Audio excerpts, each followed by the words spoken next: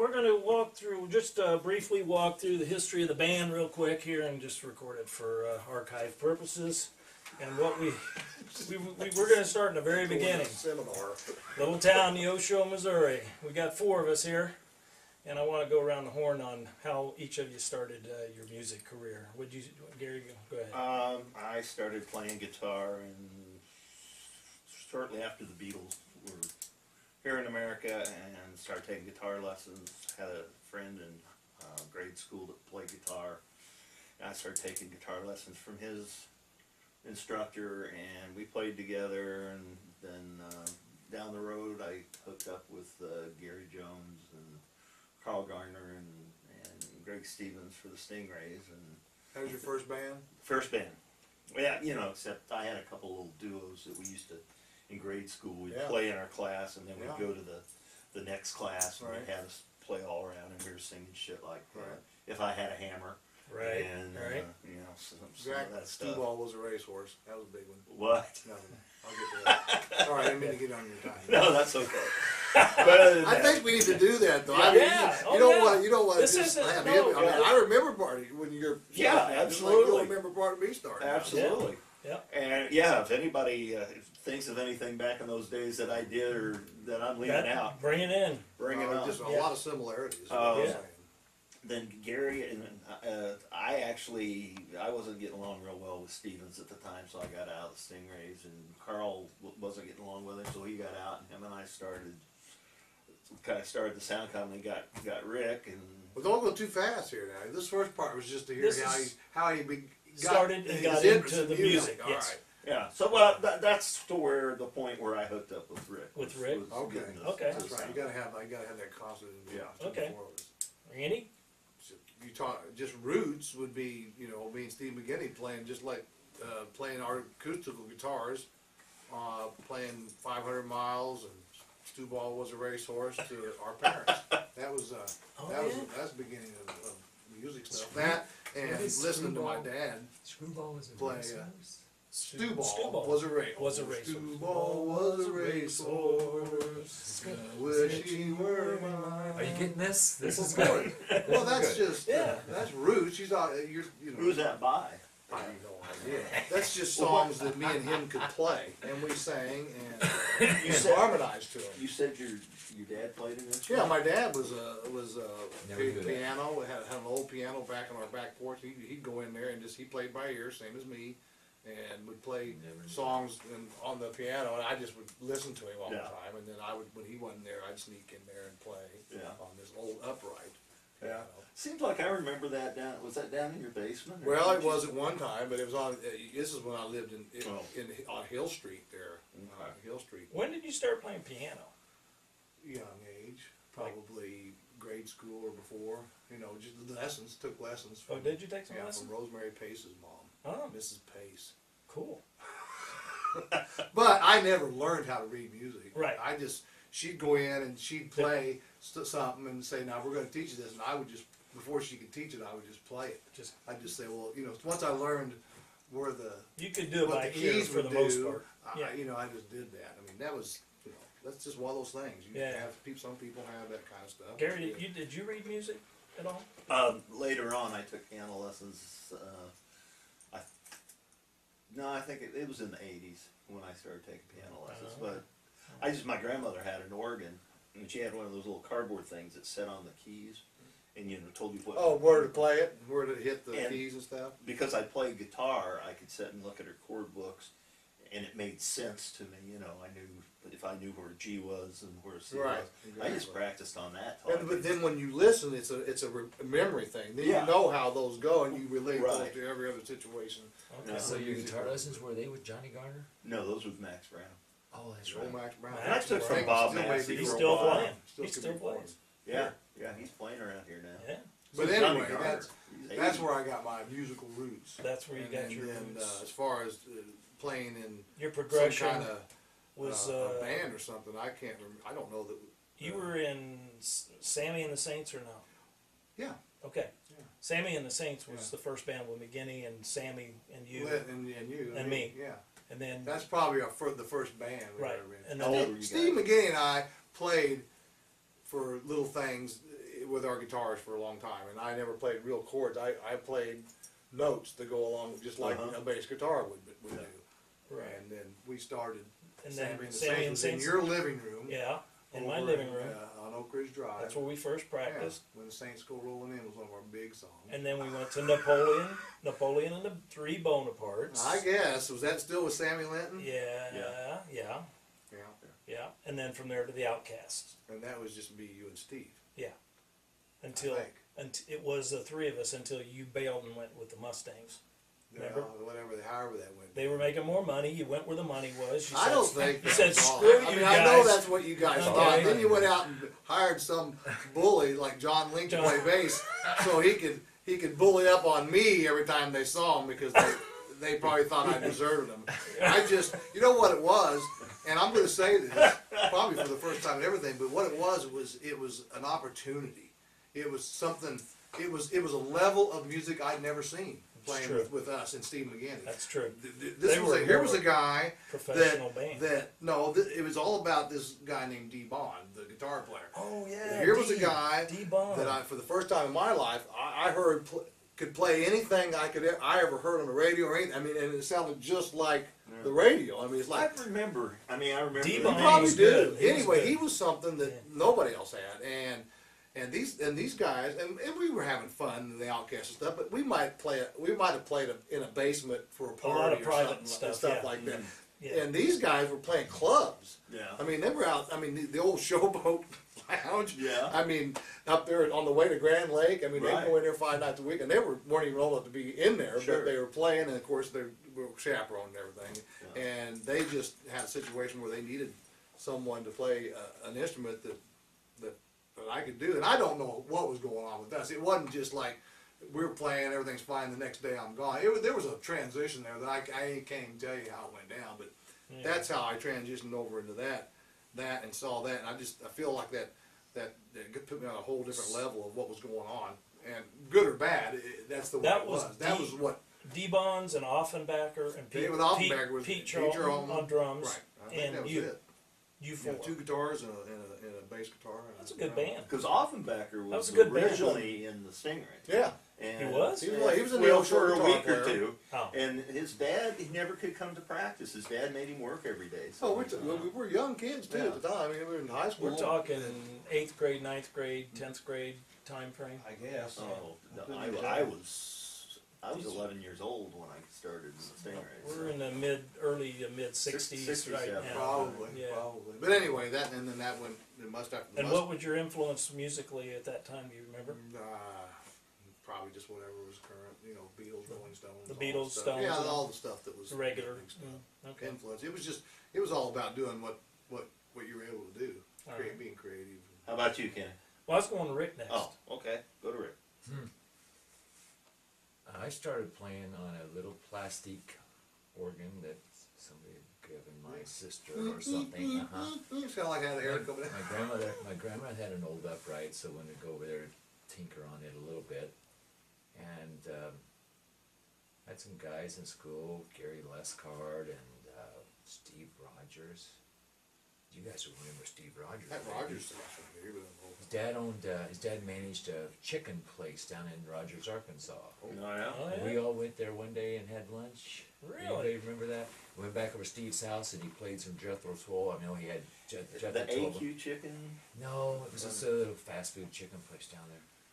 But so yeah, after my dad died, you know, my mother shared this with me, you know, later on in life, of course. But she was looking for something for me because I needed some sort of outlet because I was a pretty angry child, and so that's when they decided to buy me that Farfisa organ. I think I had the Farfisa when I That's first when they got the Farfisa. Yeah. Yeah. Yeah. And you had like a little Gibson amp or I think so. I think it's a little Gibson. little I can't Gibson. remember now. Yeah. And you had a microphone like Oh, the box mic. SM57. Yeah, this is 56. Excuse Yeah, me. it was a box. Yeah, the old box. Yeah. Sure, microphone. Sure. Yeah. Bought that from the guy across the street over on when I lived on 18th Street. Yeah. I'm not so sure that's not what I had when we got together. But I Wow. think probably. That was- We didn't even cover the equipment part. So, of the early years. So then I just played with these guys, you know, just it really, we would go over to practice over at Gary's house, Gary Lescard's house, and we'd practice. You living in Joplin at this Yeah. point in time? Yeah, and then we would practice probably for about an hour. I mean, that's all we could do because that's we only knew one song, you know, 2 songs maybe. Where were you And then we'd go practicing? run the neighborhood, you know, and go terrorize the neighborhood. Where were you practicing back then? Do you remember? He lived right there on In his Joplin. garage or Yeah, no, house? in their den. In the den? Yeah, they lived in on St. Charles Street between about 8th or 9th and St. Charles, which is just, you know, up from 7th Street where RS Chevrolet used to be. Mhm. Yeah, we can tell stories about RS Chevrolet. That's where I learned to drive. I learned to drive. Did your parents and the police know you were learning to drive? No, they didn't know this. It was fun until a couple of guys wrecked a few cars. Yeah, they used to leave the keys in the cars in that back parking lot. You're telling way too much, aren't you? Yeah, you all off the beaten trail there, Rick. Yeah, they Okay. just left the keys in all the new cars that they had parked in the back part of their lot. The keys were just in it. Does this have anything Cars to hadn't do been with your house detailed yet arrest? or anything. They're just no, but Okay, we'll get into that yeah. later. So then I junior high school, there were some guys that knew that I was playing, kind of, Keyboards and and stuff, right? so Jack Collingsworth, who was friends with Kenny Johnson and a bunch of guys that went to Macaulay High School, There is a the name I Catholic school. remember. Yeah. Recognize. He played And the sound company. Paul Yeah, Sharon, there's a connection. David Kevin Ray. Bacon thing. Yeah. Everybody's connected Um, to something. Yeah. they had a little band, and they practiced south on, and you guys all know where Kenny Johnson's house was. Right. That's where we practiced. I used to hitchhike to practice down to his house. And Why Washington? I'm sorry. And yeah, absolutely. And so we practiced there. We played. I remember we played one job, and I only stayed with the band to play with that one job, and it was. Does this band have a Halloween. name at this point, this early band? Yeah. What was it? Okay, okay. Wow. Okay, you can't remember the band. No, That's all right. I That's all right. I It's don't okay. remember. And so now Kenny had quit going to Macaulay High School or junior high or whatever it was, and he started going to Neosho High School. Yeah. Kenny and his brother Dave. And Dave was in classes, I think, with Gary. Mm-hmm. We played. We were in band. We were both drummers. And Well, he started out as a he was a drummer. drummer in band. I just needed an extra credit. So I guess Dave and Gary had hooked up, and then as the sound company was forming, they wanted to go ahead and get a keyboard player. So then they called me, and So Johnson? that was the connection. I Dave didn't Dave know Johnson how told me about you Rick. Yeah, hooked up he was with your him, bass player at and the time, from right? Joplin. It was Dave from Johnson? through those No, guys Dave, coming Dave to wasn't the a Neosho. musician. That was And they knew Ken's that you were doing younger keyboards, brother. so they said, Yeah. we need a keyboard player. And yeah. I know Rick Hare up in Joplin. So And then that's all those guys were mad. And they were also mad at Dave, Yeah. the brother, for hooking me up with Gary. With Gary. And I left the band. The band was just starting to get some jobs and started playing, and And I you left. bailed. Yeah, All kind of right. like Randy did. Good you for know? yeah. Yeah. Go with the money. Go where the He's- money is. Sound company It was wasn't big. money. I know. They were making Some money. company. I yeah. saw them at the skating. Well, they rink, were sock hop. the extension of the The Stingrays, Stingrays. which he The didn't really. Stingrays. talk That's what I about. meant. Yeah, I said sound company, didn't I? Yeah, I meant Stingrays. The Stingrays called me and wanted me to play with them, and I thought that was pretty cool. Right. So then, I think it cost 80 cents in those days. It might have been 90. I think it went up to 90 and just about killed me. So every day at lunchtime, I'm selling part of my lunch to somebody for a dime or something, so I get enough money for the bus. Because I take the Greyhound bus down to Neosho for practice. You took the Greyhound I to did. Neosho? I rode For that with my practice? Farfisa organ. Wow. Yeah. I remember Mom and Dad going up and getting you a few times. A few times. Mom Yeah. would bring me Wow. down a couple of You'd times. be back there in the back smoking, you know, so where Mom and Dad couldn't see you in the mirror because they were smoking. Yeah, so you couldn't smell You it. couldn't smell it. You're throwing up. Anybody could be smoking anywhere back then. It wouldn't even be you because it was everybody. Everybody. And he always smoked. smoked those cools, you know, because he'd show me the pack because that's what Mom and Dad smoked. Yeah, yeah. Yeah, so then I'd ride the bus down, and I would get off the bus. The bus driver would actually stop right off of the highway, and I'd get off right there before you go to the underpass coming to Neosho, and Gary Jones would drive down and pick me up in his 59 was it Chevy. still Stingrays when he was No, doing that? No, we changed the You name. changed the Or, name. I don't know if we'd actually changed it. But it we was, didn't have a name, right. maybe at that point. I think you had it Did we have by it? the time I was there. Okay. So that's how your And, two and so the connect. audition, Right. the audition thing, the very first time in Steve York's basement Right. with Jaime, of course. Jaime. Yeah. I mean the monkey. The very first practice we went to, the songs that we played. Wow. Doors. Light My Fire. No. People The are letter? strange. People are strange. Oh, People Are Strange. Yeah, I think. That Oh, was you the did 20th very Century first song. Fox too. No. Well, later No. on we did. But we did People we- Strange, and then I think I showed you guys like Light My Fire or something, Yeah. and we Right. started playing that. I guess. A we holiday. Did we You're ever? a We did that. holiday. We did it. And I got to get a message to you. Yeah. I mean, I don't know if that was Not the first I don't think practice. first but those practice. were- I don't remember more than Hello, I Love You, or I mean, People Are Strange and Light My Fire. Yeah, Wow. yeah. So you were hooked up at this time. That was the forming of you two. Of these being two together. in the sound company. And I will add that when I went to the Mustangs and all that, that lasted for a while. And after that, I went dormant. Yeah. I went dormant. You went out and didn't do anything. I'm just well. You were I started being a kid. You're a kid, free I agent. was going to not high doing- school and Yeah. Right. doing a Doing your regular school kid. stuff. So, and You want me to go? yeah, Yeah, go yeah. get your I root here. I started. Let's don't go back to the womb now. When I was 11 years old, I fell in love with drums, and I just got a snare drum, and I went on and started with the bands, Sammy and the Saints. You played drums in high school. In though, school, right? I was right? in You were the band drummer. in band at school. Did the marching drums and the band parades, Christmas parades, and halftime football and all that kind of Right. stuff. I took one formal drum lesson, and I had such a big ego. I didn't like my teacher, and I told Mom and Dad I don't want to take any more lessons from this guy because just wanna he's play. bugging me. And it was probably a mistake because he was trying to teach me rudiments, which I should have learned back then, and just it would have helped my drumming. Sure. But I didn't because I didn't want to work at it. I was just doing everything that came They taught that to you in school. naturally. High school, didn't they? Not really. Not like Nah, that. it was just you read the little bit of sheet music they put in front of you for the big band. Right. That's it. So then I just wanted to mention that when we did eventually become the Outcasts, my dad built a really neat trailer, Yeah, the a old red red trailer trailer. for us, and it was That really was me cool. in the beginning. And that was when you were with Yeah, us and that was- everything. that- Well, the Stingrays, they had every frickin' thing in the world, okay? They had the professional trailer, they had backing by Johnny Garner Sr., and they had all the best equipment. They basically made me puke.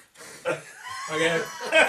Let's be honest here. The Stingrays, Well, it's not were- puke. It was a rivalry. it back was a then. rivalry. And the only It was a reason they rivalry. had what they had is because they started a lot longer. They'd been at it a lot longer. Right. They had more of their adult people involved that were could buy them stuff. Me and you and McGinney weren't asking for help from any of our parents That's for why a while. that's why And we that's because it was just a little fun thing. We were But doing. that's It wasn't, why that's why we called ourselves These the guys were Outcasts. already- We felt like the Outcasts. Well, they were that the could in be a band, story and we we were just the made up, I don't Outcasts. know. Okay, that's these how that guys were already They were out professional going level. and playing and stuff. Oh, so they that's were- why. Shit. You guys were such a rival, and it's like you guys probably seen us coming and think, well, but those guys do all of them coming in on our territory too. So I'm And- sure there was a mutual thing there, but there was always that. That And- probably made everybody better. Yeah. You really want. Yeah, Yeah. it did. When you Because, look I back mean, on it. don't think we weren't Right. watching. Sure. You know. Yeah, you probably were. Well, They and were. there was a time when we were there. We got to where, as a 3-piece group, we could get up there and play songs and Oh, sound yeah. just as good as you guys. Right. Really. And we were talking the But, other day about that benefit that we did. It was, Seems like I remember. Do you remember the benefit? Where Was all it the- at the sold auditorium? tickets. Wait a minute. Yeah. Tell them They what you sold- told me. Okay, they sold tickets at all the businesses around the square, which is where all the businesses in town were, and it was the Outcasts. This was after, not when we were all still playing though. I don't think, was it? Oh yeah, Yeah. this was in the middle when everything. Oh, okay. Was, Wait until you Yeah, hear about the it third was band. you, McGinney. It was you, McGinney, and There was a Vaughn. third band, yeah. And then the Stingrays were set up on the middle, and on the other Other side, side. was a group that had Paul Schoen on drums, Yeah. John Link, on Link, bass. John Link, and And- Johnny Summers. Well, I was thinking that, but No, he played. he it played was- bass too. He says it was. I Chuck said Neal Chuck Neal. was I playing think Chuck guitar Neal and had singing. that silver tone guitar that he played with And those I guys. think it might be right. Name of the band, anybody? I think I'll recognize it, but I don't think I can get there. The Sympathizers. Sympathizers. Yeah, Yeah. that, That was was who it John was. Link, Yeah, and it was Chuck Neal. that's what I'm saying. I'm pretty sure it because they was used Chuck to Neal. practice up in John Link's basement up there, and I think I remember they tried to form that band after those guys were all rejects of Stingray, Sound Company, Outcast. And No. yeah, this was after John Link had played with you guys. No, wasn't it was before. Was it? That's when we filled Oh, that's with right. John That's when you Link, found out because he could we knew play. he played. That's right. And That's after you right. left, we recruited Link and Neil. He keeps We got saying Link it. and Neil from the. You still got a little grudge going. We got him from the And Sympathizers. is Schoen still? Would you look at these guys? You're just a picture of old guys. I'm not as old as that I am. Does Schoen still hold a grudge? He might.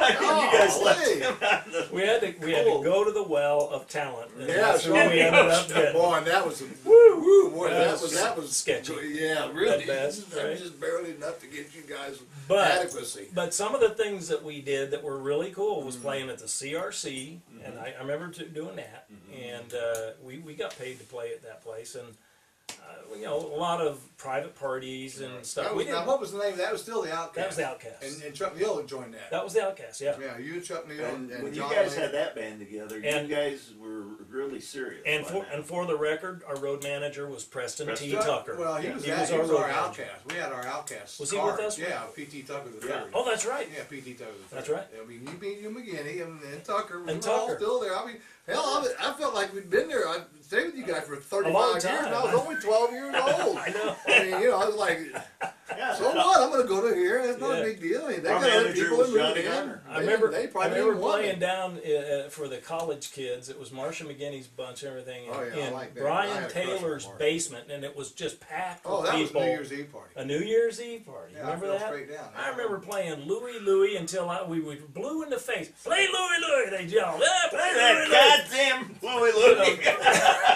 Well, I fell with my guitar like a rock. You just did. like this. You drank and you fell. You Because collapsed. we were drunk. Oh, He was drunk as a skunk. Well, you got. I could never forgive You him. got for shocked that. one time. Oh, I'm several times I've been shocked. But yeah, that was the Outcast. That's a big, yeah. Yeah, that was the Outcast. So anyway, and That's then kind of the beginning of your alcohol problem.